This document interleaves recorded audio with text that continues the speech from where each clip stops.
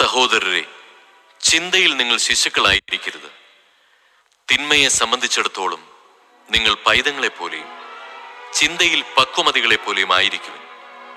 നിയമത്തിൽ ഇപ്രകാരം എഴുതപ്പെട്ടിരിക്കുന്നു: അന്യഭാഷകൾ സംസാരിക്കുന്ന ആളുകൾ മുഖേനയും അന്യദേശക്കാരുടെ അധരങ്ങൾ മുഖേനയും ഞാൻ ഈ ജനത്തോട് സംസാരിക്കും, എന്നാലും അവർ എന്നെ കേൾക്കാൻ കൂട്ടാക്കുകയില്ല എന്ന് കർത്താവ് പറയുന്നു. ഭാഷാവരം വിശ്വാസികൾക്കുള്ളതല്ല, അവിശ്വാസികൾക്കുള്ള അടയാളമാണ്.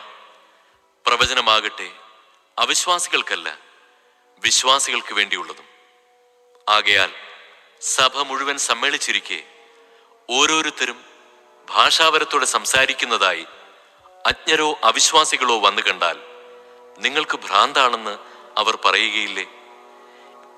എല്ലാവരും പ്രവചിച്ചു കൊണ്ടിരിക്കുന്ന അവസരത്തിലാണ് ഒരു അവിശ്വാസിയോ അജ്ഞനോ അവിടെ വരുന്നതെങ്കിൽ തന്നെ തന്നെ വിധിക്കാനും പരിശോധിക്കാനും ഹൃദയരഹസ്യങ്ങൾ വെളിപ്പെടുത്താനും നിങ്ങൾ അവന് കാരണമാകും. അങ്ങനെ അവൻ സാഷ്ടാംഗ പ്രണാമം ചെയ്ത് ദൈവത്തെ ആരാധിക്കാനും ദൈവം നിങ്ങളുടെ ഇടയിലുണ്ടെന്ന് പ്രഖ്യാപിക്കാനും ഇടയാകും.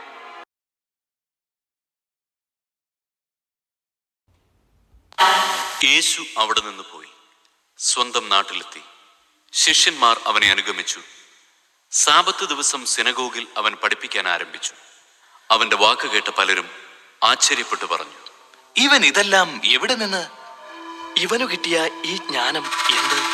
എത്ര വലിയ കാര്യങ്ങളാണ് ഇവന്റെ കരങ്ങൾ വഴി സംഭവിക്കുന്നത്. ഇവൻ മറിയത്തിന്റെ മകനും യാക്കോബ്, യോസെ, യൂദാസ്, ശിമയോൻ എന്നിവരുടെ സഹോദരനുമായ മരപ്പണിക്കാരനല്ലേ? ഇവന്റെ സഹോദരിമാരും ഇവിടെ നമ്മുടെ കൂടെ ഇല്ലേ? ഇങ്ങനെ പറഞ്ഞ് അവർ അവനിൽ ഇടറി.